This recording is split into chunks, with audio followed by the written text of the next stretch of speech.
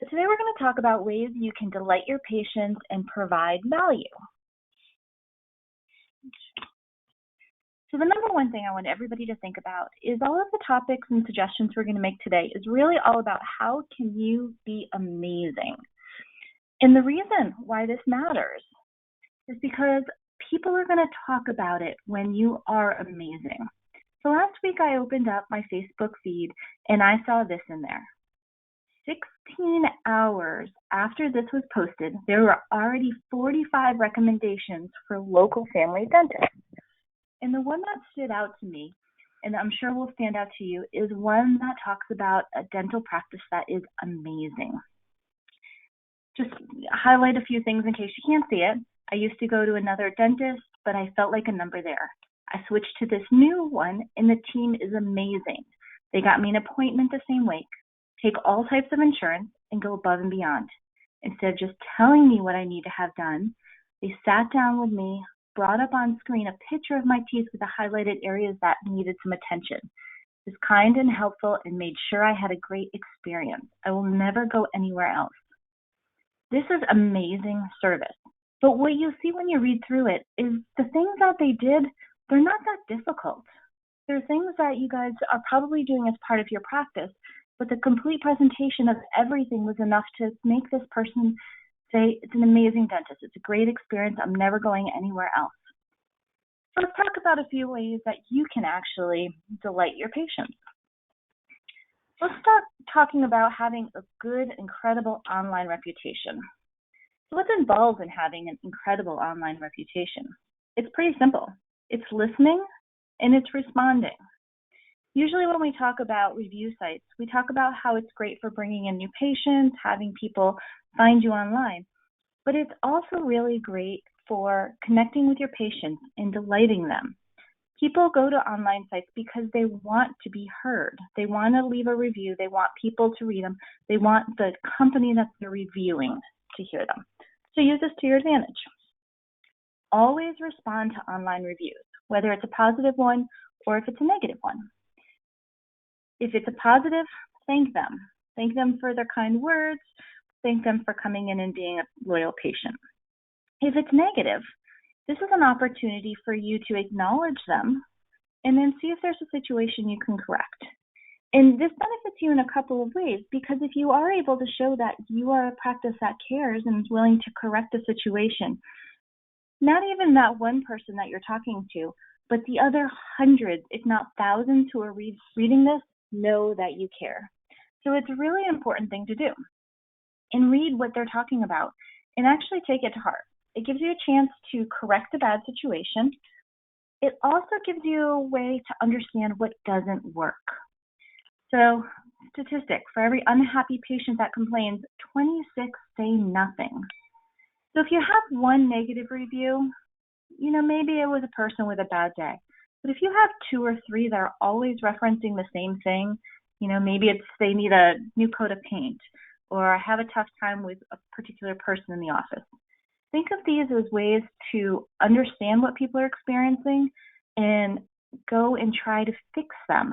Try to turn this disappointing experience into an amazing one, especially because the cost to replace a disappointed patient is significantly higher than the cost to just keep somebody happy and keep all of their patients happy.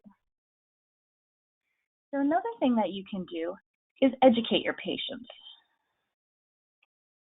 In a recent study, 73% of patients said a clear explanation of required services was a major factor in whether they would return to their dentist or not. Additionally, 33% of patients think their dentist tries to sell them unhappy services. Got that? It's important to educate your patients in a genuine, authoritative, authentic manner, because that's going to give them the trust that what you're telling them is important. And education is a way that you can actually give value to your patients, because you're going to give them information that they need to know, such as what should I be doing at home, or what things are going to help me. And it's actually replacing them from having to go and look for that information elsewhere. So here's some ideas on how you can educate people before they even come into the office. On your website, you can have a blog, lots of different types of articles. You can show videos of different procedures, how to brush your teeth videos. Simple things like that are going to make a big difference. You should have a description of the procedures, what people can expect. You should also offer some before and after images. You know, if you're talking about a specific service, people are going to want to know what's it actually going to do for me. So you can share that information beforehand. Social media is also a great chance for you to highlight the services that you offer. Share those blog articles that you put on your website. And one of the things I love is when you invite people to send in questions. Ask me your toughest question and I'll share the answer with you, because that's a great way to engage in two-way dialogue and show that you actually are listening to them. Then within the office, there's a lot of things you can do. Make sure you explain the procedure that's needed, what's actually involved, and what are the costs, so that there's no surprises. Use images to illustrate what you're looking to do. If you're able to show them images of their own teeth and kind of explain where things need a little bit of work, that's going to be the most impactful. But if you can, find before or after images of others that can help to illustrate what it is that you're looking to do. You could also pull up videos and articles from your website if they're going to help illustrate what it is that you're trying to educate the patient on. Or if you've recommended a procedure that they're not going to be able to complete and they want to think about it a little bit more before they decide, send them an email with a link so they can learn more about what it is that you're recommending. If you are looking to do some blogs, which is a great way to share information, here's a couple of sample titles that you can see are engaging with people, providing value, and helping to support and build the trust in you. So an example might be tips for getting your kids to floss. It's a great article that people can use at home. Doesn't necessarily promote you, but it helps to build you as somebody they trust. And on the right, we've actually got an example of what a blog could look like and how you can incorporate it into your website. I don't know if you can tell, but there's a link over here that shows the blog, and these are the articles that come up. So the next tactic you want to do to try to delight your patients is making sure you're communicating clearly. And the important thing to remember with this is that you need to communicate in the way your patients want to talk to you. A colleague had told me about a recent experience he had where he was looking for a dentist, and he went and he did his research online. He found one he liked. He filled out a form on their website requesting an appointment. A week later, he didn't hear anything back. He ended up calling, because that's the type of person he is, and they were able to schedule him, and he asked. He said, I filled out a form on your website, but I never heard back. And the person on the other end said, oh, we never check those. I can't imagine how many patients they have lost because they're not checking those.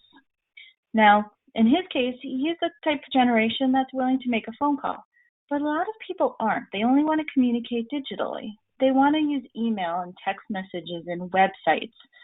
And where the practice went wrong is not only are they not communicating in that method that the person who is a potential patient wants to, but they actually showed that they might be willing to, and they dropped the ball by never even checking those. So make sure that you're communicating in the way your patients want to communicate. Now, it doesn't all have to be a lot of extra work, though. There are some systems that offer communication automation. So it's going to automatically send out emails or texts or postcards for you by connecting to your practice management system, which is going to save you a lot of time. You know, one of the things that we found in countless numbers of research that over 50% of patients want to have text message reminders. And that's one of those types of things that's very, very difficult to do if you don't have a system in place that's going to do it. Nobody's going to sit there on their phone and send out text messages to everybody in the office. So you can definitely save a lot of time by using automation. Another thing you can do with communication is reach patients outside of the normal hours. You shouldn't only be reaching out to remind them of their visit. It's common to send the reminders out, but if you send out a happy birthday reminder or, hey, your benefits might expire soon, make sure you take advantage of them reminders, those kind of things help to build a relationship. It helps to connect you with that patient outside, and that's part of what's going to delight them, knowing that you know it's their birthday and you care enough to send them a birthday card. Those make a big impact. The next couple things you want to do to make sure you delight your patients is make sure you're available and you're flexible. Oh, sorry. So being available and flexible, you want to make sure that if they're looking for you, they can find you online. There's nothing worse than looking for a practice and not being able to find a reliable source of their business information. A lot of cases, people may not have their own website, but you can get reliable information from Google or things like that. If you don't have anything, then people are going to question whether you're actually competent and trustworthy. So make sure you claim your business listings on Google and Bing, claim any social media listings, even if it's just putting in the basic information, and then have a website with clear contact information. The next thing I want to do is make sure that you're available. When people start to look for a dentist, they're not planning months in advance. Yeah, maybe they don't need to be, they just had an appointment, something like that. But if they're looking, they need to see somebody right away or within a week or two. They don't plan months in advance. So make sure that you're able to accommodate for some of those people. The other thing you want to watch for is flexibility. Nowadays, a lot of people have a very busy work life, and if you're able to bring them in on evenings or weekends, that might actually help you if you're having a tough time filling your appointment books. It makes you look like somebody who's caring more about their needs and is willing to work with somebody. And the thing I want to make sure you really remember is try as hard as you can to be on time. If you are always late to your visits with people, they're going to start to get really disappointed. They're going to start to think about finding another dentist, and it's costly to try to replace them. So try as hard as you can be to be on time for people. If you find that you're consistently late, you might want to rethink the time frame you're using to schedule people. So finally, how do you make your patients feel special? Well, we've got a few more ways here, definitely more than the 5 ways we told you up front. So let's walk through. So just make them feel special by doing a little extra personalization at different visits. One thing people sometimes do is have patient appreciation days. It's a surprise and delight where one random day each month, maybe you give out extra goodies, have some extra samples, you could provide healthy snacks or drinks at the end of the appointment. It's just a way to say a little bit more, hey, we really appreciate you, we're really excited, and it's something that people in the office can get excited about too. You could also make your patients feel welcome by including a welcome sign when they come in next to their chair or on the screen in the treatment room. Thank people verbally before they leave. Before they go, just thank you for coming. We really appreciate you. We're looking forward to seeing you in 6 months. Just let them know that you appreciate them. That goes a long way. And one of the other things that I've seen is sometimes dentists call patients after the procedures in the evening. How did it go? Did you have any questions for me? Are there any issues? That's a personal touch that will always be remembered, especially when it's after hours in the evening, because that's when people aren't expecting it. It's a surprise. It's a delight. Another thing you can do is make sure that you help to alleviate some of the anxiety people have about going to the dentist. Have a nice, warm, inviting mood. Soothing music, maybe some aromatherapy, comfortable furniture. Don't just buy the cheapest chairs that you can find at Costco. Get some nice furniture. You want to visually think about elements that are going to help relax people. Maybe it's a waterfall in the lobby, nice landscape photography, soothing colors throughout. And another thing we recommend is think about the children who come into your practice if you're a family practice. Maybe you can have a play area in the lobby or handheld video games during treatments. Maybe that bright light that's shining, little kids don't like that. It makes them very uncomfortable. You can get a cheap pair of sunglasses in bulk that you can hand out to little kids when they come in to put on when you start to do their cleanings. Little things like that make a difference. I can remember my children being excited to go to the dentist because they wanted to play with the toys there. And then lastly, there's a few other ideas we have. You can give a small gift card if a patient's left waiting too long to turn that feeling of frustration into a pleasant surprise. If somebody's sitting there for 20 or 30 minutes, just acknowledging that they've been there longer than they should have and that you're not that's not your standard, that you don't like doing that to them and offering them, $5 gift card to Starbucks, that's going to go a long way. You can also offer free services or gift cards on birthdays or special occasions. For example, if you have a patient who's been with you for years and years and they're getting married, maybe it's an opportunity to offer something related to tooth whitening.